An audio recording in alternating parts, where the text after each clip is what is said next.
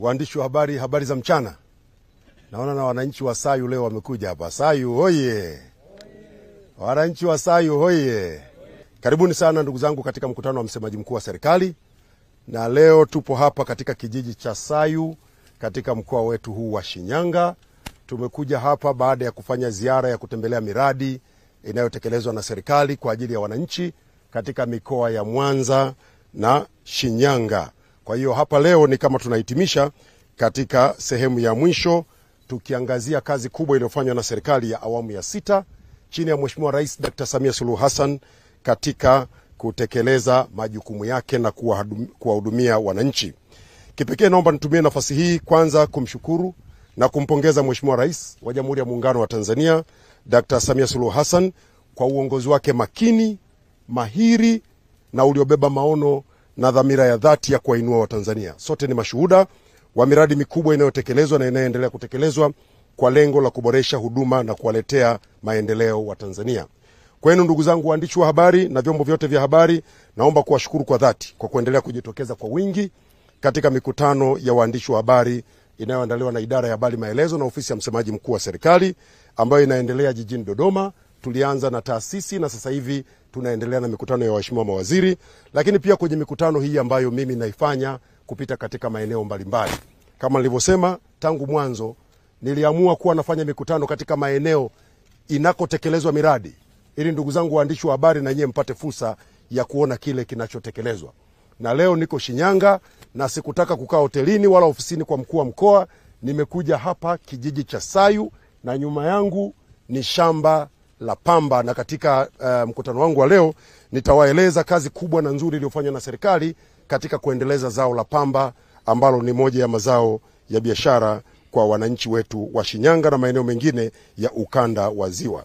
Ndugu zangu waandishi wa habari, ushirikiano wenu na serikali ni uthibitisho wa uzalendo wenu, mapenzi yenu mema na nia mlionayo kwa nchi yenu Tanzania. Ni waandishi wa habari mnaofanya kazi kwa uhuru na kwa kuzingatia misingi, maadili na weledi wa taaluma ya uandishi wa habari, huku mkitambua kuwa nchi yenu ni Tanzania ambayo mna wajibu wa kuilinda kwa kalamu zenu na kwa wivu mkubwa. Hongereni sana. Lakini pia natambua kwamba leo ni siku ya uhuru wa vyombo vya habari. Naomba kuchukua nafasi hii kwanza kuwapongeza waandishi wa habari wa Tanzania kwa namna mnavyotekeleza kazi zenu kwa uhuru, kwa amani na kwa utulivu bila bugdha. Endeleeni kufanya hivyo. Natambua kwamba mnakabiliana na changamoto nyingi katika utekelezaji wa majukumu yenu, lakini changamoto hizi hazikuwazuia kufanya majukumu yenu. Lakini sisi hapa Tanzania siku ya uhuru wa vyombo vya habari tumeiadhimisha tarehe 29 ya mwezi April kule Arusha. Tulikuwa na Mheshimiwa Waziri Mkuu Mheshimiwa Kassim Majaliwa na tukazungumza mengi, lakini kauli mbiu ya mwaka huu ni uhabarishaji kwenye dunia mpya, mchango wa akili mnemba kwenye uhuru wa vyombo vya habari. Hiyo ndio kauli mbiu ya mwaka huu. Ni kauli mbiu ambayo inakusudia kuangalia kwanza teknolojia jinsi inavyokuwa na namna ambavyo sisi waandishi wa habari tunaguswa. Mimi ninachowaomba ndugu zangu waandishi wa habari, tusiogope kutumia teknolojia. Tutumie teknolojia na fursa zake, lakini pia tusiache kuchukua tahadhari kwa athari zinazoletwa na teknolojia. Sisi wote ni wanataaluma, tuhakikishe tunafanya kile kitu kinaitwa fact checking. Sababu hii akili mnemba ama akili unde ina mambo mengi. Unaweza ukaokota taarifa huko mtandaoni ukadhani ni taarifa sahihi, kumbe ni taarifa ambayo ina mapungufu. Lakini pia tumetoka kwenye siku ya wafanyakazi, na mimi naomba nichukue nafasi hii kuwapongeza waandishi wa habari kwa sababu nyinyi ni wafanyakazi. Maadhimisho ya kitaifa yalikuwa Singida katika uwanja wa Bombardia.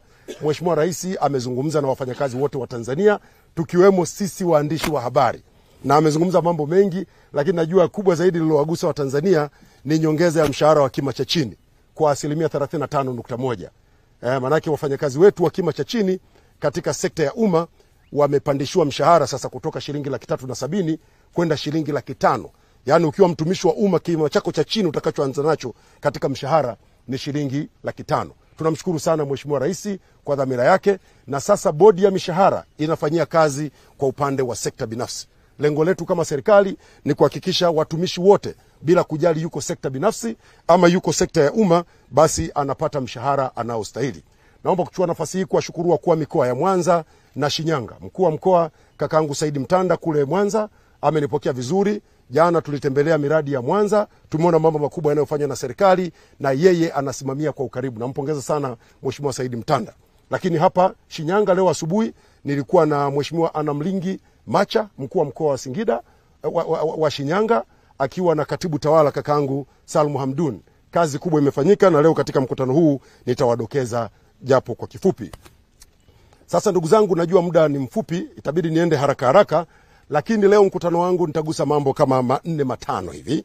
Yatakuwemo sekta ya kilimo, tutaangalia uvuvi, utekelezaji wa miradi ya maendeleo katika mkoa huu wa Shinyanga, ujenzi wa vivuko na ujenzi na ukarabati wa viwanja vya ndege ambavyo vinafanywa na serikali. Sasa nikianza katika mkoa wa Shinyanga, kwanza hali ya mkoa ni shwari sana.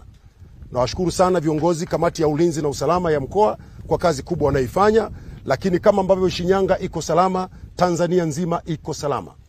Rais na Amiri Jeshi Mkuu na kiongozi mkuu wa serikali anaendelea kusimamia kuhakikisha jambo kubwa la kwanza kwa nchi ni amani na utulivu wa nchi. Amani, utulivu na mshikamano wa nchi. Tanzania iko salama, serikali inaendelea kutekeleza majukumu yake, Watanzania wanaendelea kufanya shughuli zao za maendeleo kama kawaida, na serikali inaendelea kuwahudumia wananchi kama ambavyo iliahidi katika ilani, lakini pili kama ambavyo inatolewa katika mipango mbalimbali ya maendeleo na dira ambayo tunaitekeleza na ambayo sasa tunaikamilisha, na tuko kwenye maandalizi ya dira mpya ya maendeleo ya mwaka 2025 kwenda mwaka 2050. Naomba wananchi wa Shinyanga mpokee salamu za upendo kutoka kwa Mheshimiwa Rais Dr. Samia Suluhu Hassan. Amenituma niwaambie msiwe na wasiwasi. Yuko imara kuwahudumia, yuko imara kuwasikiliza, yuko imara kuhakikisha Shinyanga inakwenda mbele. Na leo hii hapa nitawapa taarifa mbalimbali za kazi kubwa inayofanywa na serikali ya awamu ya 6 katika kusukuma mbele gurudumu la maendeleo la mkoa wa Shinyanga. Sasa mkoa huu kama ilivyo mikoa mingine umeendelea kuhudumiwa na serikali. Unahudumiwa kwa kupata fedha za maendeleo, fedha za kuendesha shughuli za utawala. Na tumetoa fedha nyingi katika mkoa huu. Katika kipindi cha miaka 4 ya serikali ya awamu ya 6, mkoa wa Shinyanga umepokea shilingi trilioni 1 na bilioni 226 ambazo zimekwenda kuhudumia miradi mbalimbali ya maendeleo, lakini pia zimetoa huduma za utawala. Na msidhani msemaji mkuu wa serikali ameamua kutaja tu kutoka hewani, nitawaambia kwa mifano. Tumetoa katika mkoa huu wa Shinyanga shilingi bilioni 148 na milioni 592 kwa ajili ya ujenzi wa barabara zinazofanywa na TANROADS na TARURA. Na kazi hizi barabara nyingi zimekamilika na nyingine ujenzi unaendelea. Hata nilipokuwa nakuja kutoka Shinyanga mjini kuja hapa Sayu, mmeona hii barabara mkandarasi yuko site anaendelea kufanya kazi za ujenzi. Kuna mradi wa tactics ule ambao unajenga masoko yetu, barabara za mijini, maeneo ya stendi na vitu vya namna hiyo kupendezesha miji yetu. Mkoa wa Shinyanga pia umepokea shilingi bilioni 72.6 kwa ajili ya kutekeleza mradi huu. Tunayo miradi ya maji hapa Shinyanga. Serikali imeleta hapa shilingi bilioni 113.3 kwa ajili ya upatikanaji wa maji. Na hivi ninavyozungumza na nyinyi, maji kwa upande wa mijini katika mkoa wa Shinyanga upatikanaji ni asilimia zaidi ya 92. Ilani inataka tufike asilimia 95. Tuna mradi wa maji ya Ziwa Victoria ambao umeshafika hapa Shinyanga na tunaendelea kusambaza kwenye maeneo mbalimbali. Tutafika asilimia 95 kabla ya mwezi Oktoba. Lakini pia vijijini tuko zaidi ya asilimia 70 na kwenyewe tutafika asilimia 85 kama inavyotuelekeza ilani, kwa sababu mradi huu unavopita kote vijijini unapeleka maji. Lakini tumefanya kazi kubwa ya usambazaji wa umeme. Hapa serikali imeleta zaidi ya shilingi bilioni 752 kwa ajili ya usambazaji wa umeme. Hivi ninavyozungumza vijiji vyote takriban 506 katika mkoa huu wa Shinyanga vina miradi ya umeme. Na sasa hivi kazi kubwa inayofanyika ni kuhakikisha umeme unakwenda vitongojini. Kwa sababu nchi nzima ina vitongoji zaidi ya 1064. Tumefanikiwa kupeleka umeme katika vitongoji takriban nusu. Vingine bado, na kazi kubwa sasa inayoendelea kwa serikali ni ya kupeleka umeme katika vitongoji vilivyobaki. Lakini tumeleta shilingi bilioni 17 kwa ajili ya baadhi ya shughuli za kilimo. Tunaleta hapa kwa ajili ya umwagiliaji, kwa ajili ya vifaa vya kupima udongo. Tunaanza kuondoka kwenye utamaduni wa wakulima wanalima bila kujua udongo unahitaji mbolea ya namna gani au mazao ya namna gani yanastawi kwenye udongo sehemu fulani. Mheshimiwa Rais Dr. Samia Suluhu Hassan amenunua vifaa vya kupimia udongo na Shinyanga imepata vifaa 6 vinavyotumika katika upimaji wa udongo. Lakini pia tumenunua pikipiki kwa ajili ya maafisa ugani, tumewawezesha mafunzo, wanakuja mpaka huku vijijini. Tunashirikiana na sekta binafsi, wale wanunuzi wa pamba kwa ajili ya kuhakikisha wakulima wanapata huduma za ugani. Lengo letu tunataka kumtoa mkulima kutoka kwenye kilimo cha mazoea kwenda kwenye kilimo cha kisasa. Na ndugu zangu, watani zangu wa Shinyanga, manake nyinyi watani zangu, lazima tulime kisasa. Tumepiga hesabu mavuno ya pamba kwa mfano katika msimu uliopita yalikuwa kilo milioni 22. Ukigawanya kwa ekari zilizolimwa utajikuta wastani wa mavuno ya pamba kwa eka ilikuwa ni kama kilo 300. Hatuwezi kutoka kwa kuvuna kilo 300. Ni lazima tuanze kutumia njia za kitaalamu, kulima kitaalamu, twende zaidi hapo. Lakini hapa Shinyanga yuko mkulima amelima kitaalamu, amezingatia taratibu, kavuna kilo 2000 kwa eka moja. Sasa ndugu zangu, watani zangu, ukivuna kilo 300 na mwenzako amevuna kilo 2000, mtakuwa sawa?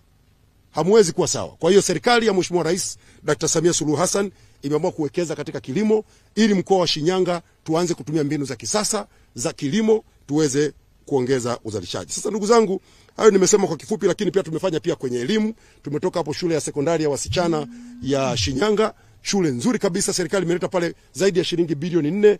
Majengo wote mnayaona mazuri, yanavutia. Tumeona watoto pale wa kidato cha kwanza mpaka cha 6 wanaendelea kusoma pale, na tutaendelea kuboresha shule kama hizo. Tumejenga shule za wasichana katika mikoa yote Tanzania, shule 26.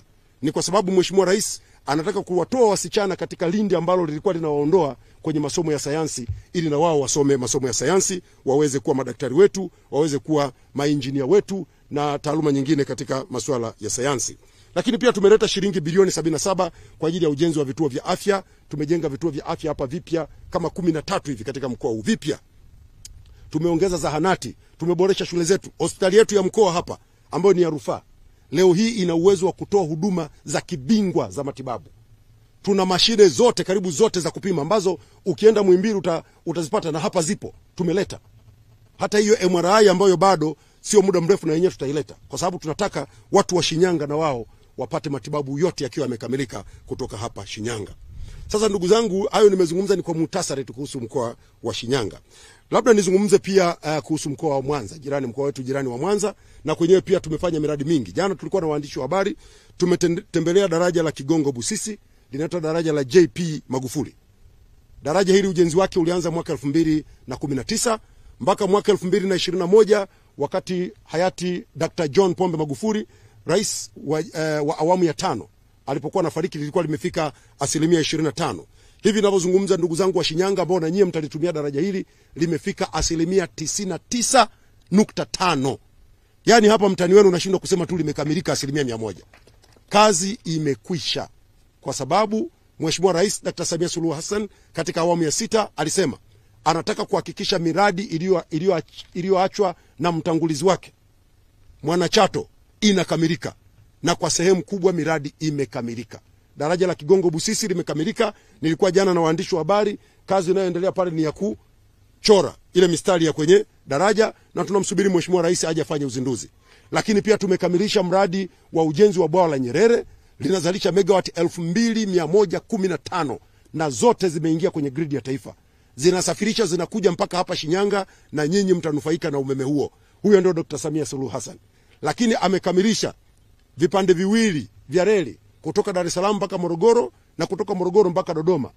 Kazi inaendelea, wakandarasi wako site kutoka Dodoma Makutopola pale kuja mpaka Tabora, kutoka Tabora kuja mpaka Isaka mpaka Mwanza. Mradi huu pia utawagusa wananchi wa Shinyanga. Kwa hiyo kazi inaendelea, iko katika hatua mbalimbali. Mheshimiwa Rais anataka amalize haya yote kwa sababu anataka kufanya mageuzi makubwa katika uchumi. Lakini pamoja na mradi huo kwenye sekta ya kilimo kikiwa ni miongoni mwa sekta zilizopewa kipaumbele katika uongozi wa serikali ya awamu ya 6 inayoongozwa na Mheshimiwa Rais Dr. Samia Suluhu Hassan. Katika kilimo hiki Mheshimiwa Rais amefanya mambo mengi. Moja kati ya mambo ambayo ameyafanya, maana yale ya kwanza niliyazungumza ya hapa Shinyanga. Kwenye Wizara ya Kilimo, Mheshimiwa Rais alipokuja akasema Watanzania zaidi ya 70% wako kwenye kilimo. Ni lazima kufanyike uwekezaji mkubwa. Amefanya mageuzi makubwa. Ameondoa bajeti ya kilimo kutoka shilingi bilioni 294 hadi kwenda shilingi trilioni 1 na bilioni 248. Ni ongezeko la karibu 230%. Ongezeko kubwa, kwa sababu anataka kuwagusa wakulima. Na ndio maana wakulima, ndugu zangu, watani wangu wa Shinyanga, leo hii mnapata ruzuku kwenye dawa za pamba. Mnapata ruzuku kwenye matrekta. Siku moja nilikuwa naona picha ya trekta linanyunyiza dawa kwenye mashamba. Watani zangu Wasukuma na Wanyamwezi mnapita pale mnashangaa. Hiyo ndio teknolojia ambayo Mheshimiwa Dr. Samia Suluhu Hassan anataka kuifanya. Ameleta hapa ndege nyuki. Ndege nyuki kwa lugha ya Kikinga. Maana yake Wasukuma hamwezi Kikinga. Inaitwa drones. Drones zinakuja zinamwagilia mashamba ya pamba kuua wadudu, kwa sababu hawa wadudu ndio wanaosababisha tunapata kilo 300 kwa eka badala ya kilo zaidi ya 2000 kwa eka moja. Ameleta hiyo teknolojia na ataendelea kuleta vifaa vingine ili ndugu zangu wakulima wa Shinyanga muweze kulima kisasa na wakulima wote Tanzania wafanye mageuzi makubwa. Hii bajeti kubwa iliyoongezeka kwenye sekta ya kilimo imepelekwa kwenye maeneo mengi. Moja kati ya maeneo hayo ni eneo la upatikanaji wa pembejeo. Ameongeza uzalishaji wa pembejeo bora kutoka tani 50,747 kwa mwaka 2021-22 na sasa hivi uzalishaji wa pembejeo tumefika tani 71,356 sawa na ongezeko la 40%. Lakini pia ameongeza uzalishaji wa miche na vipando katika mazao ya parachichi, korosho, chikichi, minazi, zabibu, mkonge, kahawa, chai, migomba na miwa, ili wananchi waweze kupata mbegu bora. Na nyinyi hapa mnaendelea kupata ruzuku katika dawa. Najua mnapata kwa bei pungufu. Matrekta yamekuja hapa takriban 400 kwa ajili ya kusaidia kilimo, na wote nyinyi mmeona mlikuwa mnalima eka moja hapa mkikodi watu kulima wanalima kwa shilingi 50,000 eka moja, si ndio hivyo? Lakini sasa hivi baada ya matrekta kuja wote mmeona wako watu wamelima kwa shilingi 30,000, wako watu wamelima kwa shilingi 35,000. Hayo ndio mageuzi kwenye kilimo, kwa sababu tunataka watu wapate gharama ndogo za kilimo waweze kupata faida. Lakini pia ameimarisha upatikanaji wa mbolea. Mheshimiwa Rais mwaka 2021-22 usambazaji wa mbolea ulikuwa tani 363,599. Mwaka uliofuata akaongeza hadi kufika tani 580,668. Lengo ni kuwawezesha wakulima kutumia mbolea ili waweze kupata mazao mengi. Lakini kazi kubwa imefanywa kupitia Wizara ya Kilimo ya kuimarisha masoko kwenye maeneo mbalimbali, kuimarisha mfumo wa uwazi katika ununuzi wa mazao, ikiwemo soko la bidhaa, yani TMX, stakabadhi za ghala. Najua hapa lilikuwa na mjadala kidogo, lakini tayari wakulima wameanza kuitikia. Malengo ni kwamba wote tutakapokuwa tumeanza kutumia mifumo hii tutanufaika na fursa mbalimbali. Lakini muhimu zaidi, mazao yenu wajanja wamekuwa wakiyachukua wanatoroka nayo, na halmashauri inakosa mapato. Halmashauri ikikosa mapato na nyie mnakosa huduma za halmashauri. Sasa hivi kupitia mfumo wa stakabadhi ya mazao ghalani, halmashauri inakusanya mapato, yanakwenda hayo mapato ndio yanakuja kuboresha huduma zetu za kijamii, shule zetu, zahanati, kutuletea maji, kuboresha barabara za vijijini na mengine mengi ambayo yanafanyika. Lakini pia kumekuwa na kilimo cha mkataba. Tuna ununuzi wa mazao kupitia wakala wa hifadhi NFRA ambao pia imeongeza ununuzi wa mazao, lakini pia bodi ya mazao mchanganyiko. Zaidi ya hapo, tumeweza kufungua masoko mapya nje ya nchi, kwa sababu hapa kuna bidhaa mnazalisha mahindi wa Tanzania, mnazalisha mpunga, mchele, tunazalisha pamba kama hivi hapa, kuna nyama, kuna mengine mengi, parachichi na mengine mengi. Kwa hiyo serikali imefungua masoko mapya 10. Tumefungua masoko ili wakulima wa nafaka, bustani, mikunde na tumbaku katika nchi za Malaysia ambako tunapeleka parachichi, Uturuki tunapeleka nanasi na parachichi, tunapeleka Israel parachichi, Marekani tunapeleka parachichi, Vietnam mbegu za matango na tikiti maji. Lakini China tunapeleka pilipili, parachichi, mahindi meupe, tunapeleka mashudu ya alizeti na pumba za ngano, na Pakistan ambako tunapeleka tumbaku, na Afrika Kusini ambako tunapeleka ndizi. Na ningependa kuchukua nafasi hii kuwaeleza ndugu zangu wa Tanzania. Mtakuwa wote mnakumbuka mwezi wa 3 nchi ya Malawi ilitangaza kufunga mpaka, kuzuia bidhaa za kilimo zisiingie katika nchi yao. Lakini pia Afrika Kusini pia zikawa zimezuiwa. Tumezungumza nao, hawakuelewa. Mwezi wa 4 na sisi tukafunga mpaka. Tulipofunga kule na sisi za kwao zisiende, zikatuvutia kwenda kwenye mazungumzo. Tukazungumza tarehe 24 mwezi wa 4, tukakubaliana kwamba sasa tukutane kumalizia mazungumzo. Leo nasimama hapa mbele yenu kwa furaha kubwa kuambia kwamba viongozi wetu kwa maelekezo ya Mheshimiwa Rais Dr. Samia Suluhu Hassan wamekamilisha mazungumzo na nchi ya Malawi, wakiongozwa na waziri wetu wa mambo ya nje Mheshimiwa Mahamud Thabit Kombo, na waziri wa mambo ya nje wa Malawi Mheshimiwa Nance Gladys Tembo. Wamemaliza kikao jana jioni, na kuanzia jana usiku magari yameruhusiwa kupeleka mazao ya kilimo Malawi na Afrika ya Kusini. Mgogoro umekwisha. Nchi hizi ni marafiki zetu, ni majirani zetu, tuna uhusiano mzuri. Kwa hiyo ilikuwa ni swala la muda tu, tumekaa tumezungumza, tumekubaliana. Kwa hiyo ndizi na mazao mengine ambayo yanakwenda Malawi, yanakwenda Afrika Kusini, kuanzia jana usiku ruksa malori yameanza kuvuka mpaka pale Tunduma, yanakwenda yanapeleka mizigo. Lakini pia na wao sasa mazao yao yaliyokuwa yanakuja nchini kwetu yanaendelea kama kawaida. Lakini pia swala hili limeendelea kuimarisha uhusiano wetu. Sisi tuna uhusiano mzuri kati ya nchi zetu, na ndio maana viongozi wetu walipokwenda kukutana jana, hao viongozi niliwatajia waheshimiwa mawaziri wa mambo ya nje, hao ni wale walioongoza majadiliano. Lakini tulikuwa na viongozi wetu, waziri wetu wa kilimo, tena mwana kwetu wa hapa Mheshimiwa Hussein Bashe, waziri wetu wa viwanda na biashara Mheshimiwa Selemani Jafo, lakini pia waziri wetu wa mifugo, wote walikuwa pale, wamehakikisha kwamba tunakamilisha haya mambo ili tuweze kuendelea na biashara kati ya nchi zetu kama kawaida. Lakini pia serikali imeongeza usimamizi katika bei ya mazao kwa wakulima. Tumeongeza mazao kwenye kilimo, mazao yetu ya kilimo, gunia ilikuwa limeshuka sana bei. Mwaka 2021 ilikuwa imefika mpaka shilingi 47,000 kwa gunia moja. Sasa hivi mazao yetu ya kilimo gunia liko zaidi ya shilingi 100,000. Kwa sababu tumesimamia vizuri. Lakini pia mchele ambao sasa hivi pia gunia limekwenda mpaka zaidi ya shilingi 275,000. Mtama hali kadhalika tumefika zaidi ya shilingi 130,000, kwa sababu huko nyuma tulikuwa tunauza mpaka shilingi 99,000. Sasa hivi tumepanda. Hali kadhalika kwenye maharage pia bei imeongezeka kutoka 176,000 hadi kufika 276,000. Viazi mviringo na venyewe bei imeongezeka kutoka 68,000 kwa gunia na sasa hivi ni 97,000. Lakini pia korosho na yenyewe bei imepanda kutoka shilingi 1,500. Sasa hivi wakulima wa korosho wanapata mpaka shilingi 4,000 na zaidi kwa kilo moja ya korosho. Lakini pia kwa upande wa kahawa pia bei imeongezeka. Sasa hivi kahawa wanapata mpaka shilingi 6,000 kwa kilo moja, kutoka kipindi kile ilikuwa inauzwa shilingi 1,000 mpaka shilingi 800, 1,200. Sasa tunalisimamia vizuri soko la mazao na imefika shilingi 6,000. Lakini pia serikali imefanya kazi kubwa kuongeza mauzo ya mazao nje ya nchi. Mazao yetu yameongezeka kutoka dola za Marekani bilioni 1.2 kwa mwaka 2021-22 hadi dola za Marekani bilioni 2.3 kwa mwaka huu 2023-24.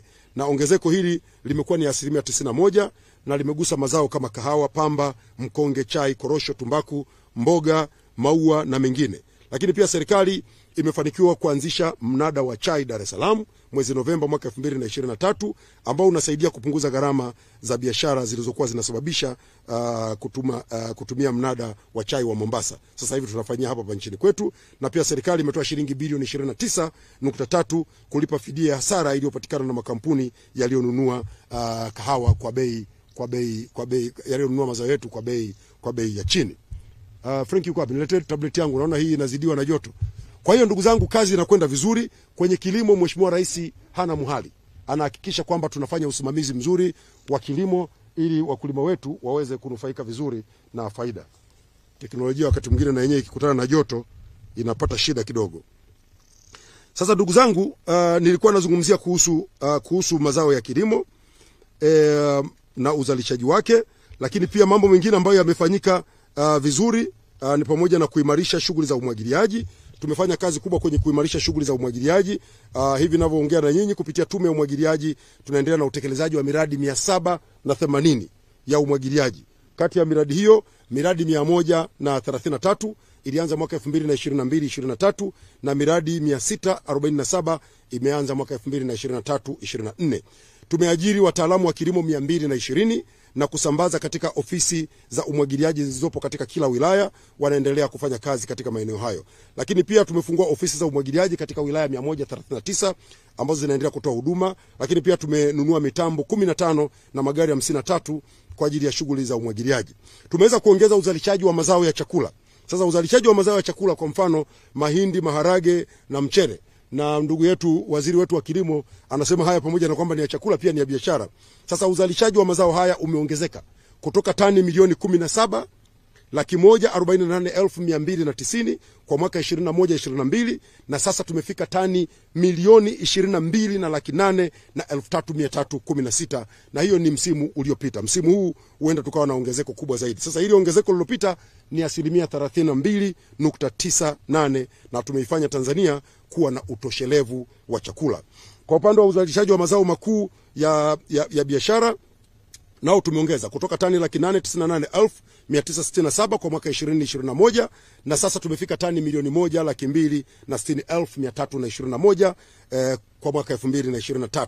Tukiongea sasa, ongezeko hili litakuwa limekwenda zaidi, lakini hili lilikuwa tayari ni ongezeko la 28.19. Lakini tumeongeza uzalishaji wa mazao ya bustani, parachichi, karafuu na pilipili manga ambao tumeongeza kutoka tani 7,304,723 kwa mwaka 21-22 na tumefika tani 8,438,273 kwa mwaka 23-24, hili likiwa ni ongezeko la 15.3. Tumefanya kazi kubwa katika uzalishaji wa mbegu za mafuta na uzalishaji wa mazao ya mbegu za mafuta, kwa mfano alizeti, karanga, ufuta, chikichi na soya umeongezeka kutoka tani 1,113,178 kwa mwaka 2021 hadi kufikia tani 2,143,098 kwa mwaka 2023. Hili ni ongezeko la 25%, na uzalishaji wa alizeti pekee umeongezeka kutoka tani 478,900 kwa msimu wa 2021. Hivi ninavyozungumza uzalishaji wa alizeti umefika tani 1,132,000 kwa mwaka 2023. Sasa mwaka 2024 huenda tukawa na ongezeko zaidi, lakini ongezeko hili tu peke yake ni sawa na ongezeko la 136.4.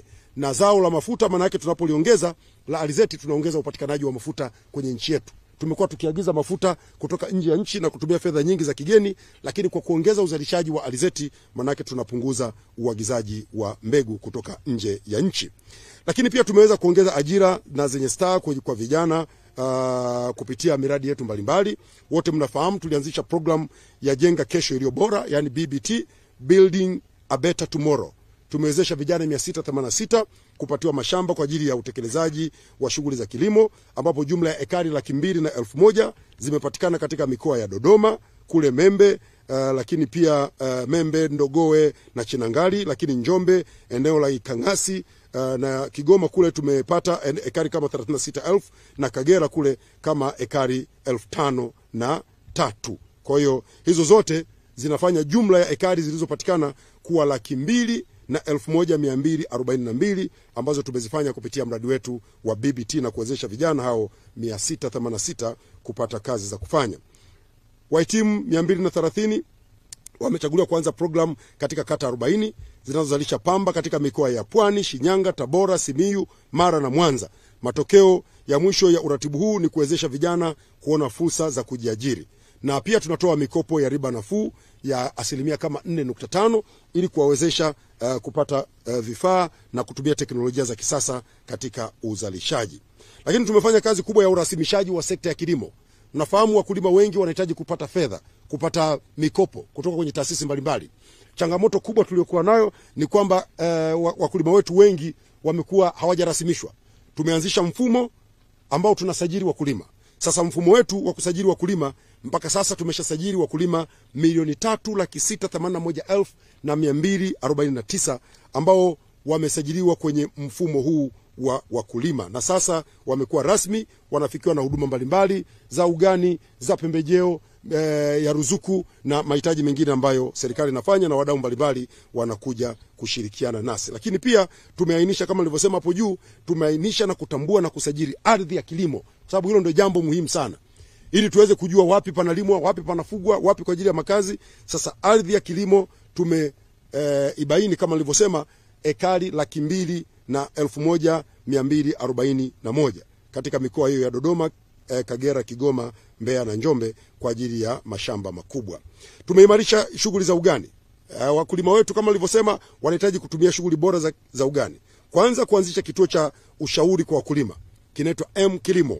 Tumefanya ununuzi wa pikipiki kwenye eneo hili ili tuwawezeshe wale maafisa ugani wetu waweze kufika maeneo mbalimbali. Katika kipindi cha miaka 4 ya Mheshimiwa Dr. Samia Suluhu Hassan tumenunua pikipiki 6,439 na vishikwambi 4,305 kwa maafisa ugani nchini, ili wapite kwa wakulima, wawape elimu ya kilimo. Tumefanya ununuzi wa magari 25 ambayo yameanza kusambazwa kwenye ofisi za kilimo za mikoa, na tutakwenda mpaka kwenye ofisi za kilimo za wilaya. Tunataka wakulima wote wafikiwe. Lakini tumefanya ununuzi wa sare. Lakini sasa hivi ile afisa kilimo anakuja amevaa mlegezeo, amevaa kikaptula haelewekereki, tunaanza kuondoka. Tunataka weledi katika kilimo. Tunawapatia sare na tumeshaanza kusambaza hizo sare 6456, lakini pia tunawanunulia vipima udongo kama nilivyosema. Nchi nzima tumenunua vipima udongo 143 na hapa Shinyanga vimekuja 6 kwa ajili ya kupima udongo katika maeneo mbalimbali. Wataalamu wetu wanapima, wanakwenda kuambia wakulima, hapa tumia mbolea aina hii, hapa tumia dawa za aina hii, hapa panastahili mazao ya aina hii. Sio unapanda ili mradi halafu unakosa tija katika uzalishaji. Lakini tumeweza kuanza ujenzi wa nyumba 50 kwa ajili ya maafisa ugani ili waweze kukaa sehemu zinazofaa. Katika kujenga uwezo wa ndani wa kukabiliana na milipuko ya visumbufu katika eneo hili, serikali imefanya yafuatayo. Kwanza, tumenunua ndege nyuki. Niliwaambia na hapa Shinyanga tumepata. Nchi nzima tumenunua ndege nyuki, yani drones 41 kwa ajili ya uchunguzi, udhibiti wa wadudu waharibifu wa mazao. Tunafanya uchunguzi, lakini tunafanya udhibiti wa hao wadudu. Lakini pia tumekamilisha taratibu za kupata ndege kwa ajili ya kudhibiti wadudu na ndege waharibifu wa mazao. Sasa tutanunua, hizi zilikuwa ndege nyuki, tunataka tununue ndege kabisa zile mnazozijua. Zipite kwenye mashamba, kumetokea sijui mlipuko, kuna wadudu fulani wamevamia sehemu fulani, tunakwenda tunapulizia, tunamalizana nao ili wakulima wasipate hasara. Kwa hiyo kwa zao la pamba, ndugu zangu, maeneo mengi ya zao la pamba, naomba mtambue kwamba moja ya mazao hayo ambayo serikali imeyafanyia kazi ni zao hili, na tumelipa umuhimu mkubwa katika kuhakikisha kwamba linapata mafanikio kubwa. Juhudi hizi zimesaidia kuongeza uzalishaji wa pamba. Kama nilivyosema mwanzoni, tumefanya hivi na tumeongeza uzalishaji. Sasa uzalishaji wa pamba umeongezeka kutoka tani 180,000 tumefikia tani 400,000. Malengo yetu ni kuendelea na juhudi hizi za uzalishaji wa zao la pamba, tufikie tani milioni 1 ifikapo mwaka 2030. Na tukifika hapo, lengo letu ni kwamba nusu ya hiyo tani milioni 1 za pamba tutakazozalisha tuweze kuzichakata, kuziongezea thamani hapa nchini.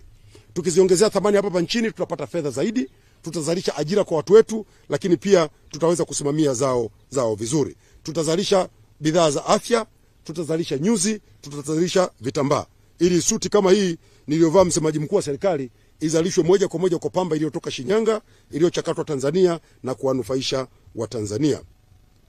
Sasa ndugu zangu, baada ya kuangalia zao, maeneo haya ya kanda ya Ziwa pia yanafanya kazi kubwa ya uvuvi, na ni wapongeze wavuvi wote. Mmeitikia wito wa Mheshimiwa Rais Dr. Samia Suluhu Hassan wa kuboresha sekta ya uvuvi.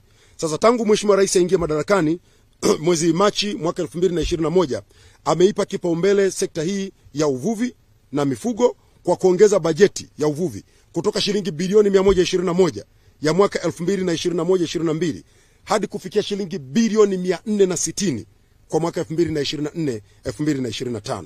Sasa kwenye sekta ya uvuvi tumefanyeje? Kwanza, tumewezesha kukuza ufugaji wa samaki kwenye vizimba ndani ya Ziwa Victoria, ambapo hadi sasa jumla ya vizimba 329 vimetolewa kwa wanufaika 1909, vyama vya ushirika vikiwemo 22, vikundi 68, makampuni 10 na binafsi, watu binafsi 28.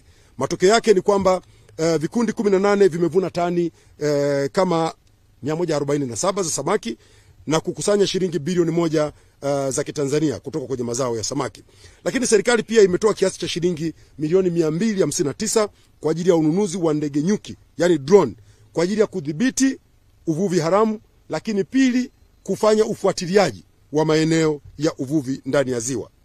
Tumenunua drone ambayo inaweza kukimbia kwa kasi ya kilomita 108 kwa saa. Kwa hiyo kama kuna mtu anafanya uvuvi haramu, sisi tunatuma drone tu inamdhibiti. Tunamuona yule anakwenda, tukifika tunaokota tu kama kumbikumbi. Tunachotaka kukisema kwenye eneo hili ni kuhakikisha tunafanya uvuvi wa kitaalamu, ili samaki wetu wawepo kwa muda mrefu, wadumu kwa muda mrefu, na tuweze kuwafaidi kwa kipindi kirefu. Hizi drone hizi zinaweza kusafiri umbali wa mpaka kilomita 400. Usije ukadhani unakwenda sijui mbali huko Kilindini umekwepa sana. Hapana, tutakufikia. Drone tulizonazo zinaweza kwenda kilomita 400 na zikafika mahali popote ambapo upo. Na ikisimama hapa inaweza kuona mpaka mita 350. Yaani fanya viwanja vya mpira 3.5 inaona. Kwa hiyo hata mtu ukiwa umejificha, yenyewe imesimama hapa inakuwa natoka mbali. Sasa ndugu zangu, nimeyasema haya kwa sababu tumekuwa na changamoto kubwa ya uvuvi haramu ziwani, na hili limekuwa likisababisha uharibifu wa rasilimali samaki. Samaki wanavuliwa wakiwa bado wadogo na tunakosa manufaa makubwa. Sasa malengo yetu sisi serikali ni kuendelea kununua drone zaidi na kuimarisha usimamizi wa uvuvi, tuwe na uvuvi wenye tija. Serikali pia imetoa jumla ya shilingi bilioni 23 kwa ajili ya ununuzi na usambazaji wa boti za uvuvi na kuzikopesha kwa wavuvi na wakuzaji wa viumbe hai. Na mpaka sasa jumla ya boti 280 zimekopeshwa na watu 5,035, kati yao 1,719 wakiwa ni wanawake na wanaume 3,316 wamekopeshwa boti hizi. Matokeo ya uwekezaji huu ni kwamba mauzo ya mazao ya uvuvi nje ya nchi yameongezeka kutoka tani 167,256 yenye thamani ya dola za Marekani milioni 813.5 mwaka 2020 na hadi kufikia tani 181,000 yenye thamani ya dola za Marekani milioni 878 kwa mwaka 2024. Tunaendelea kuchukua hatua hizi pamoja na kuongeza uzalishaji ili tuweze kupata manufaa zaidi. Wanufaika 544 wa mkopo wa vizimba wamenufaika na kurejesha mikopo yao yenye thamani ya shilingi bilioni 1 na milioni 67,742,000. Kufungwa kwa shughuli za uvuvi ndani ya ziwa wakati fulani tulifunga baada ya uvuvi haramu kushamiri kumeweza kuongeza uzalishaji kutoka tani 6,558 kwa mwezi zenye thamani ya shilingi ya dola ya shilingi bilioni 43 kwa mwaka 2023 na sasa tumefika tani 9,277 kwa mwezi zenye thamani ya shilingi bilioni 77 baada ya ziwa kufunguliwa. Lakini pia katika kipindi cha miaka 4 ya Mheshimiwa Rais ametoa shilingi bilioni 280 kwa ajili ya ujenzi wa bandari ya uvuvi kule Kilwa, ambayo ujenzi wake unakwenda vizuri, ukihusisha ujenzi wa gati ambao umefikia 98%, jengo la utawala tumelijenga limefikia 90%, ujenzi wa sehemu ya abiria na ubaridi, sehemu ya ubaridi wa kuhifadhia samaki imefika 65%. Tunataka bandari ya Kilwa iwe bandari ya kimkakati. Serikali yetu inafanya uwekezaji mkubwa katika eneo la maji makuu, niseme maeneo ya bahari, kwa ajili ya kuendelea kunufaika na rasilimali zilizopo huko, ikiwa ni moja ya mikakati yetu ya kunufaika na uchumi wa buluu. Kwa hiyo kwa kufanya hivyo, sasa nchi yetu itakuwa na uwezo wa kupata samaki wengi kutoka baharini na kunufaika na masoko ya ndani na nje ya nchi. Kwenye sekta ya mifugo, kwa upande wa sekta ya mifugo, Tanzania imepata mafanikio makubwa. Kutokana na juhudi za Mheshimiwa Rais, tumeweza kuimarisha na kujenga diplomasia ya uchumi katika mataifa mbalimbali, na hivyo tumefanikiwa kufanya yafuatayo. Moja, tumefungua fursa za kiuchumi na kupeleka mauzo ya nyama kutoka Tanzania kwenda nje ya nchi, ambayo yameongezeka kutoka tani 1,774 kwa mwaka 2021-22 na tumefika tani 14,701 kwa mwaka 2023-2024. Kiasi hiki cha mazao kimechangia katika mfuko wa fedha za kigeni kwa dola za Marekani milioni 61,394,557. Lakini pia tumeongeza viwanda vyenye ithibati ya kuuza nyama nje ya nchi, ambavyo vimeongezeka kutoka 4 hadi 7 kwa mwaka 2025, na kuongezeka huku kwa viwanda kumechangia kuhakikisha wafugaji wanapata soko la uhakika la mazao yao nje ya nchi. Lakini pia diplomasia hii ya uchumi imeendelea kufungua fursa za masoko, ambapo sasa nyama ya Tanzania inauzwa katika nchi 12. Leo nilikuwa katika uwanja wetu wa ndege pale, ambao ujenzi wake umefikia zaidi ya 80%. Tunajua mradi huu ulitakiwa uanze kujengwa na kukamilika mapema. Mradi ulianza mwaka 2017. Mwaka 2023 Mheshimiwa Rais Dr. Samia Suluhu Hassan akasema imetosha, Shinyanga ni lazima ikarabatiwe uwanja wake. Tumepita na waandishi wa habari, tumejionea uwanja umefika zaidi ya 80%. Njia ya kurukia ndege imekamilika kwa 100%. Sehemu ya maegesho ya ndege imekamilika kwa 100%, na tayari viongozi wetu, waziri mkuu, naibu waziri mkuu, wameshatumia kwa kutua, na ukarabati sasa unamaliziwa kwa jengo lile la abiria ili likamilike. Tutajenga pia eneo la ubaridi la kuhifadhia mazao yanayohitaji ubaridi, ikiwemo nyama. Lengo ni kwamba Shinyanga, watani zangu, na nyinyi ng'ombe wenu wale, badala ya kuwachunga miaka 20 wanakuwa na umri wa binadamu, tunataka muwachunge kwa muda mfupi, muwapeleke kwenye masoko ya kimataifa, muweze kupata pesa. Sasa kwa kuongeza viwanda vyenye ithibati ya nyama kutoka 4 mpaka viwanda 7, tumeweza kupata masoko katika maeneo mengi. Nchi zifuatazo tumepata masoko baharini: Komoro, Hong Kong, Jordan, Kenya, Kuwait, Oman, Qatar, Rwanda, Saudi Arabia, UAE, United Arab Emirates na Vietnam. Haya ni maeneo yenye mahitaji makubwa ya nyama. Na ndugu zangu wa Shinyanga, fursa hizi zikifunguka, tuuze nyama. Fuga ng'ombe zaidi, uza zaidi. Usikae na ng'ombe miaka 20, utapata hasara. Gharama za kumfuga ng'ombe miaka 20 ni kubwa kuliko fedha utakayouza ukipata. Kwa hiyo Mheshimiwa Rais anawaletea fursa hizi ili sio muache kufuga, mfuge, lakini unafuga ng'ombe akifika umri wake, unamuondoa, unapata pesa mfukoni, unafuga wengine, na tunaendelea kuboresha maeneo ya ufugaji na kuwapa mahitaji mbalimbali ya mifugo ili ufugaji wenu uwe na tija.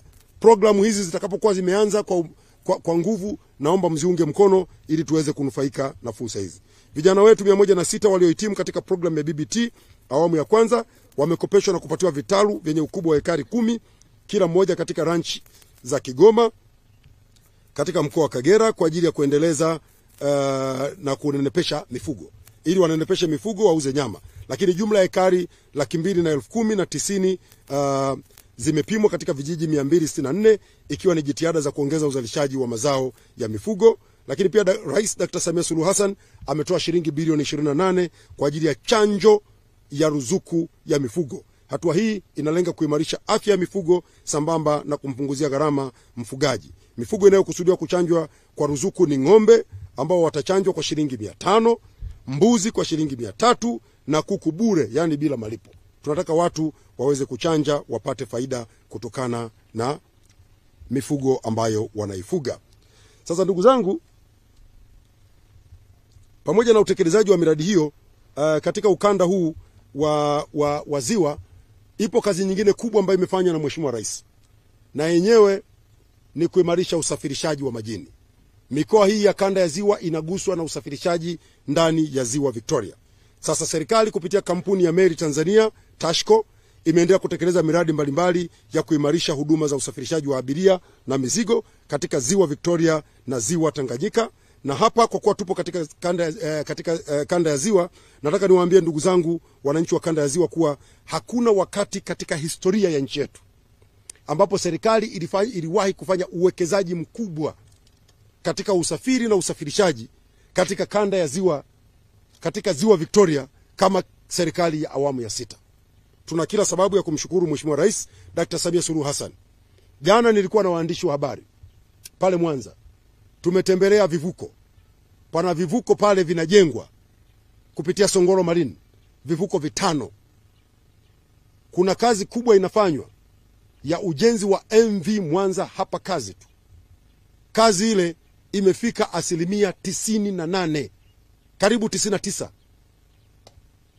Meli ile itakuwa na uwezo wa kubeba mizigo kiasi cha tani 400. Meli ile itakuwa na uwezo wa kubeba abiria 1200, na meli ile italeta mageuzi makubwa ya kiuchumi katika ukanda huu wa Ziwa. Ni tena Frank aje ndani yake mzima. Italeta mageuzi makubwa ya kiuchumi katika kanda ya Ziwa. Kwa ndugu zangu, boti ama vivuko vinavyojengwa kwanza vitaleta suluhisho kubwa la usafiri katika kanda ya Ziwa. Kwa sababu wananchi wengi wataweza kuwa wanasafiri kutoka sehemu moja. Hiyo MV Mwanza peke yake itatoa suluhisho la usafiri wa ndani ya nchi kwa maana ya vituo vyetu vikubwa Mwanza, Bukoba na kwingineko, lakini pia italeta suluhisho la mawasiliano katika nchi jirani. Tunategemea meli yetu iweze kutumika pia kwenda katika nchi jirani. Iweze kwenda Kisumu kule Kenya, lakini iweze kwenda Port Bell kule nchini Uganda. Na huko kote itatusaidia kukuza uchumi na kuleta mageuzi makubwa ya uchumi katika ukanda huu wa Ziwa, lakini pili katika nchi yetu hii ya Tanzania. Sasa ndugu zangu, labda katika hili niwaeleze sasa moja baada ya jingine ili muone kazi kubwa iliyofanywa. Kwanza, kama nilivyosema, MV hapa kazi tu ndio hiyo inaendelea kumaliziwa kwa 1% iliyobaki. Na gharama zilizotumika katika mradi huu ni shilingi bilioni 138 ambazo sasa hivi mradi unaelekea ukingoni, na utakapokamilika meli hii itaanza kufanya kazi. Mradi mwingine katika miradi mikubwa 4 inayotekelezwa hapa katika ukanda wa Ziwa Nyasa, ukanda wa Ziwa Victoria, ni mradi wa ukarabati wa meli ya uokozi ya MV Ukerewe. Serikali inatekeleza mradi huu wa meli ya uokozi, yani tugboat wa MV Ukerewe tangu mwaka 2024 mwezi Oktoba Gharama zinazotumika ni shilingi za Kitanzania bilioni 6.3. Mradi huu utatekelezwa kwa muda wa miezi 10 mpaka utakapokamilika, na hivi ninavyozungumza kazi imefika 17% na tunatarajiwa ukamilike ndani ya muda uliopangwa. Lakini pia tuna mradi wa ujenzi wa meli mpya ya kubeba mizigo kiasi cha tani 3,000. Mradi huu unatarajiwa kuanza wakati wote mara baada ya malipo ya awali kufanyika. Tumeshapata mkandarasi kwa ajili ya kutekeleza mradi huu na utatekelezwa kwa ajili ya kubeba mizigo. Tutakuwa na mizigo mingi hapa itakayokuwa inatoka hapa kwenda nchi jirani, lakini kwa ndani ya nchi.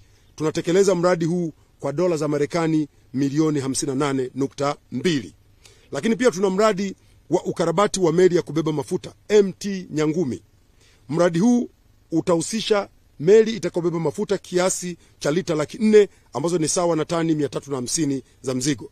Meli hii iliyojengwa mwaka 1958 ilisimama mwaka 2008, lakini sasa kutokana na mahitaji makubwa na uharibifu uliojitokeza, serikali imeamua kufanya ukarabati na utafanywa na kampuni ya hapa Tanzania inaitwa MC Dar es Salaam Merchants Group kwa gharama ya shilingi bilioni 8.9.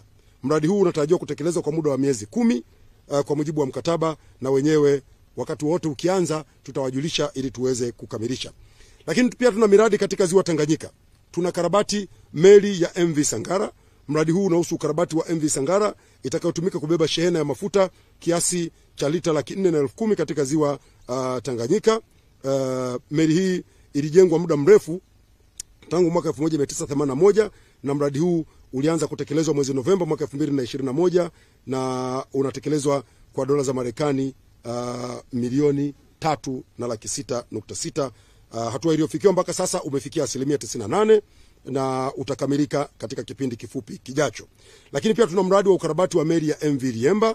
Wote mnafahamu hii meli ni meli kongwe ambayo ni maarufu sana kule ziwa Tanganyika.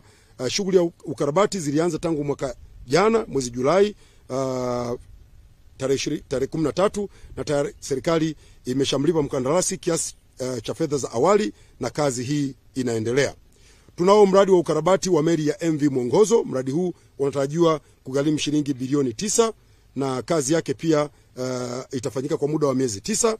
Mkataba wa ukarabati umeshasainiwa kati ya shirika la meli Tanzania Tashco na mkandarasi ambaye ni kampuni ya Songoro Marine tangu mwezi April mwaka huu. Tunao mradi wa ujenzi wa kiwanda cha kujengea meli yani shipyard, na wenyewe unafanywa kwa gharama ya shilingi bilioni 322 na milioni 788. Kiwanda hiki kitakuwa na miundombinu ya kudumu ikiwemo chelezo yenye uwezo wa kupandisha na kushusha meli zenye uwezo ama zenye uzito wa tani 5,000. Kiwanda hicho kitajengwa katika eneo la Katabe lililopo umbali wa kilomita 5 kutoka bandari ya Kigoma. Kwa hiyo hatua iliyofikiwa katika eneo hili kwa sasa, maandalizi ya kupeleka miundombinu muhimu ya barabara, maji na umeme kwenye eneo husika yanaendelea kufanyika ili kazi mara moja iweze kufanyika. Sasa niliwaambia kuhusu vivuko vinavyotekelezwa katika mkoa wa Mwanza. Serikali inaendelea kutekeleza mradi huu ambao utagharimu shilingi bilioni 138. Tunajenga kivuko cha MV Ukelewe. Jana tulikwenda kukitembelea pamoja na waandishi wa habari. Kazi hii na yenyewe imefika hatua nzuri, iko 92%, na kivuko hiki kitakuwa na uwezo wa kubeba abiria 330, lakini pia kitakuwa na uwezo wa kubeba mizigo kama tani 170, magari 22 na madogo magari 10. Tuna kivuko cha MV Bukondo. Kivuko hiki kitakuwa na uwezo wa kubeba tani 100 za mizigo na abiria 200, na chenyewe kazi yake imefika 92%. Tunacho kivuko cha MV Kilindoni. Hiki ni kipya. Kitakuwa na uwezo wa kubeba tani 120 na abiria 300 na magari 10. Kazi ya ujenzi wa kivuko hiki imefika 35%. Kivuko kingine kipya kinachoendelea kujengwa ni kile kitakachokuwa kinatoa huduma katika maeneo ya Ijinga, Kahangala, na chenyewe tumekitembelea jana, kimefika 90%. Ni kivuko kikubwa, kitakuwa na uwezo wa kubeba tani 100 na uwezo wa kubeba abiria 200. Tumetembelea pia kivuko kingine kinachoendelea kujengwa cha MV Kome 3 kitakachokwenda kutoa huduma katika maeneo ya Nyakalilo katika halmashauri ya wilaya ya Buchosa na Kome katika wilaya ya Sengerema mkoani Mwanza. Eneo hilo tayari lina kivuko cha MV Kome 2 ambacho kinabeba abiria 40 pamoja na abiria wengine pamoja na abiria 120. Kinabeba tani 40 na abiria 120. Hiki cha MV Kome 3 sasa hivi ujenzi wake umefikia 90%. Hiki sasa kitabeba tani 170 na abiria 800. Ni kikubwa sana, pamoja na magari 22. Tunacho kivuko kingine kitakachokuwa kinatoa huduma kati ya Buyagu katika wilaya ya Sengerema na Mbarika katika wilaya ya Misungwi mkoani Mwanza. Ujenzi wa kivuko hiki umefikia 81%. Kitakapokamilika kitakuwa na uwezo wa kubeba tani 50 na abiria 100 na magari 6. Serikali inapeleka kivuko ili kurahisisha shughuli za uchumi katika maeneo haya. Wote mnajua Ziwa Victoria lina visiwa vingi. Naambiwa kuna visiwa hapa takriban 39. Sasa baadhi ya visiwa hivi vinakaliwa na watu na lazima serikali ipeleke huduma huko. Lakini tunapojenga vivuko hivi hapa Mwanza, tunajenga pia vivuko katika maeneo mengine. Pamoja na vivuko vya Mwanza, tuna vivuko vingine tunavyovijenga kupitia TEMESA, ambako serikali imetoa kiasi cha fedha shilingi bilioni 17.6. Tunajenga MV Temesa, MV Musoma, MV Misungwi, MV Nyerere, MV Ujenzi, MV Mara, MV Kome 2, MV Kilombero 2, MV inaitwaje Kianyabasa, MV Sabasaba, MV Old Ruvuvu, MV Ukara, MV Tanga, MV Kitunda, MV Kazi, MV Magogoni, MV Kilambo, MV Ruhuhu, MV Kilondoni na MV Tangazo. Hizi kazi zote zinafanyika nchi nzima katika maeneo mbalimbali katika kuhakikisha tunarahisisha usafirishaji wa abiria na mizigo katika maeneo ya Watanzania wenzetu wanaoishi kwenye maeneo ya visiwa. Ndugu zangu, pia kuna kazi inayoendelea, ujenzi wa maegesho na maboresho ya miundombinu ya vivuko, na kwenye tunaendelea kufanya. Awamu ya 6 inajenga maegesho katika maeneo ya vivuko vya Chato, Nkome, Mayenzi, Kanyinya, Ijinga, Kagala, Bwiro, Bukondo, Malimba, Malinyi, Kanjunjumele, Mwaya, Iramba, Majita, Bugorola, Ukara, Kisoli ya Lugezi, Kahunda, Maisome, Izumacheli na Ilunda, Luchele. Watani wangu haya majina mtanimaliza. Maegesho haya sasa yapo katika hatua mbalimbali za utekelezaji, lakini tunataka vivuko vikija, sio mtu unaloa kwenye maji ndio unakwenda nyumbani. Unatoka na suti yako ukiwa umepiga tai na mokasi yako, unavuka kwenye kivuko kilo safi, unaendelea na mambo yako.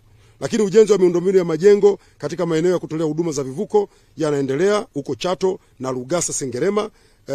Na tunatekeleza mradi huu katika eneo la Muigobelo, tayari umekamilika na jengo hilo linaendelea kutumika. Lakini pia ndugu zangu, kuna ujenzi na ukarabati wa viwanja vya ndege. Nimewaambia tumetoka kwenye kiwanja cha ndege cha Shinyanga, lakini kazi kama hii pia imefanyika katika uwanja wa ndege wa Mwanza, ukiwa ni miongoni mwa viwanja 61 vinavyoendeshwa, kusimamiwa na kuendelezwa na Mamlaka ya Viwanja vya Ndege Tanzania TAA. Kiwanja hiki ni cha 3 kwa ukubwa cha Mwanza. Idadi ya abiria kwa mwaka kitatanguliwa na uwanja wa ndege wa Julius Nyerere ulioko Dar es Salaam na uwanja wa ndege wa kimataifa wa Kia. Kiwanja hiki kiko kwenye ukubwa wa daraja C. Kwa ni kiwanja kikubwa na muhimu kwa uchumi wetu. Kwa kutokana na umuhimu wa kiwanja hiki kwa usafiri wa anga nchini, ukanda wa maziwa makuu, serikali imekuwa ikifanya maboresho mbalimbali. Miradi inayoendelea katika uwanja huu, kwanza ni ukamilishaji wa jengo la abiria. Serikali inatekeleza mradi wa ukamilishaji wa jengo la abiria kwenye uwanja huu kwa shilingi bilioni 29.3. Umefikia 13% na utarajiwa kukamilika mwezi Oktoba mwaka 2025. Mradi huu wa jengo la abiria utakapokamilika utaimarisha huduma za usafiri katika eneo hili na tutaweza kuhudumia abiria milioni 1.5 au milioni 1.5 kwa mwaka. Tunayo maboresho katika jengo la kuhifadhia mizigo, cargo terminal, katika uwanja huu kwa gharama ya shilingi bilioni 2 ambao unaendelea kukamilika na wenyewe mwezi Oktoba mwaka huu. Tunaendelea kufanya hivi katika uwanja wa Mwanza. Lakini upembuzi yakinifu wa kina wa uwanja wa ndege wa Mwanza pia unaendelea. Lengo letu ni kutekeleza yafuatayo. Kwanza, tunataka kuja kujenga jengo jipya la abiria lenye uwezo wa kuhudumia abiria milioni 1.5 kama nilivyosema kwa mwaka, kuboresha barabara ya kutua na kuruka ndege ili kuhifadhi kufikia matakwa ya viwango vya kimataifa, kuboresha mfumo wa taa za kuongozea ndege, lakini pia ujenzi wa hoteli ya nyota 4 pale katika uwanja. Lakini pia tuna uwanja wa ndege wa Shinyanga ambao nimeshazungumzia, lakini pia iko miradi inayotekelezwa katika maeneo mengine, uwanja wa ndege wa Bukoba na kwenyewe uwanja huu ni wa daraja 2C na ulisanifiwa ili kuweza kuhudumia ndege ndogo aina ya Cessna, ila kutokana na uhitaji mkubwa wa usafiri kwenye mkoa huu, ndege kubwa ya aina ya ATR 42 na Bombardier Dash Q400 zinatumia uwanja huu.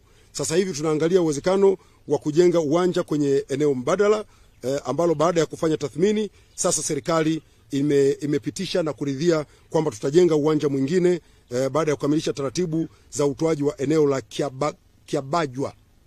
Eneo la Kiabajwa ndilo litajengwa uwanja huu katika wilaya ya Misenyi kwa ajili ya uwanja mpya wa ndege katika mkoa wa Kagera. Lakini pia tuna uwanja wa ndege wa Musoma ambao pia ni kati ya viwanja 61 vinavyoendeshwa na TAA, na kiwanja hiki kipo kwenye ukubwa wa daraja 1C. Na katika kuimarisha huduma za uwanja huu wa Musoma, serikali imetenga eneo kwa ajili ya ujenzi wa kiwanja kipya cha ndege cha kimataifa katika mkoa ambalo lipo katika kijiji cha Kabegi katika kata ya Nyakatende Nyasurula, kama kilomita 18 kutoka pale Musoma mjini. Lakini pia kuna miradi mingine inayotekelezwa katika uwanja huo ya kuboresha, ambayo pia tukipata muda wakati mwingine na yenyewe tutakuja kuieleza vizuri. Nimekwenda haraka kwa sababu muda umetuishia, lakini kwa ndugu zangu waandishi wa habari, pamoja na kurejea kuwashukuru na kuwapongeza, naomba niwape habari njema. Tuliwaahidi kwa muda mrefu kwamba Wizara ya Habari, Utamaduni, Sanaa na Michezo inakuja kuwaletea vitambulisho vya waandishi wa habari, yani press card vya kidijitali. Tuliwaahidi kwamba tunaletewa press card za kidijitali. Ninayo furaha kuwajulisha kwamba press card za kidijitali mchakato umekamilika na press card ziko tayari kwa matumizi. Siku 7 kuanzia sasa mtaingia kwenye tovuti ya Bodi ya Ithibati ya Waandishi wa Habari na utaomba kitambulisho chako cha uandishi wa habari na utapewa. Na hapa ninacho kitambulisho cha kidijitali cha mfano hiki hapa. Mnaweza mkakizoom. Imekuwa ni ndoto yangu ya siku nyingi, habari ya waandishi wa habari wa Tanzania kutembea na vitambulisho vya waandishi wa habari ambavyo ni vitabu. Hatutaki, tumevuka huko. Sasa hivi tunakwenda kwenye vitambulisho vya kidijitali. Na hiki ndio kitambulisho kimoja wapo. Naomba nikigeuze vizuri niwaoneshe. Tutafanya uzinduzi rasmi wa kitambulisho hiki, lakini kwa sababu niliwaahidi kitakuwa tayari mwisho wa mwezi wa 4. Kitambulisho kiko tayari. Wiki moja kuanzia sasa mtakuwa na uwezo wa kuomba kitambulisho press card kutoka kwenye mtandao. Unachotakiwa kufanya ni kuhakikisha unaingia katika kiunganishi chetu ambacho ni www.taihabari.go.tz.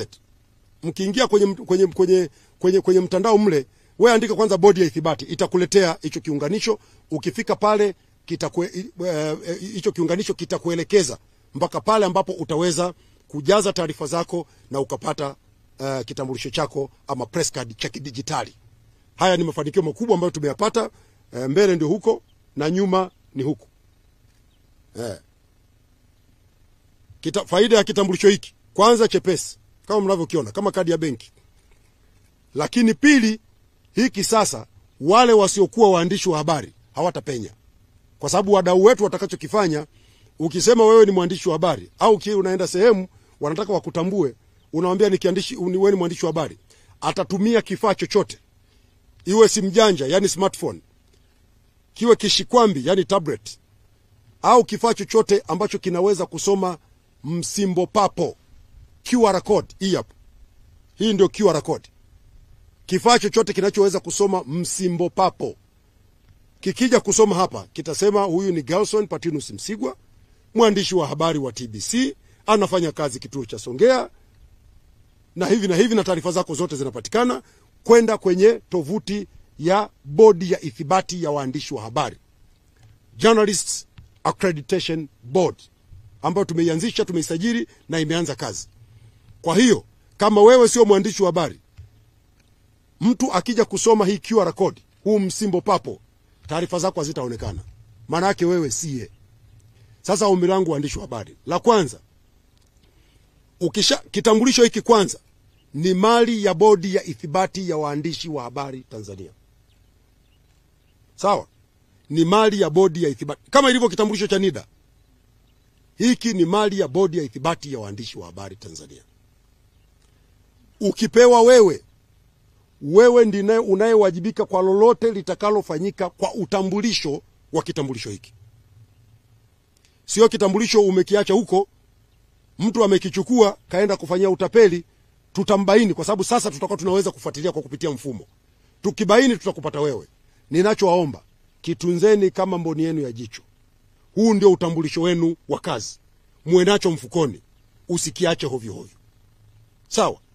Maana yake ni kwamba mtu akikunyanyasa ukiwa na kitambulisho hiki, unayo sababu ya kuchukua hatua, kwa sababu amekuzuia kutekeleza majukumu yako. Lakini msisahau, sio kila mahali, maana sio mkitoka hapa mkasema msemaji mkuu wa serikali amesema kuna vitambulisho vya kidijitali sasa ni kuingia popote. Kuna maeneo mengine yamezuiwa. Tuendelee kuheshimu kama ambavyo taratibu za kisheria zinataka. Lakini jambo jingine muhimu, kitambulisho hiki kitakuwezesha kupata uhalali kwenye maeneo mengi, kwa sababu wadau wetu wamekuwa na wasiwasi sana na sisi, na lazima tuwe wa kweli. Ndugu zangu waandishi wa habari, wako baadhi yetu wanatumia kofia ya uandishi wa habari kufanya vitu vya hovyo. Kwa hiyo itakuwa ni rahisi pia mtu anayekubaini kuleta taarifa zako kwenye bodi ya ithibati ya waandishi wa habari. Na kwa mtindo huo tutakuwa tunaweza kufuatilia mienendo ya waandishi wa habari. Yule anayetukosea tutamfutia usajili. Tukimfutia usajili, popote utakapokwenda ukipunch kitambulisho hiki, taarifa zako hazitaonekana. Na kama tumekufungia itasema huyu amefungiwa. Na maana yake ni nini? Maana yake utakuwa unavunja sheria. Ninachoomba ndugu zangu waandishi wa habari, kwetu hii ni fursa. Tufanye kazi kwa weledi. Hii kwetu ni heshima, na ndio nilichokuwa nakitaka mimi. Mtu na taaluma yako ya uandishi wa habari, unafanya kazi yako kama mfanyakazi mwingine. Lakini unakwenda sehemu unadharauliwa kama vile kaingia mvamizi na sio Mtanzania. Kuanzia sasa hapana. Kitambulisho cha habari cha waandishi wa habari cha kidijitali kitakupa uhalali na heshima ya kazi yako. Naomba tukitumie vizuri, na mengine mengi tutazungumza siku ya uzinduzi wa kitambulisho hiki.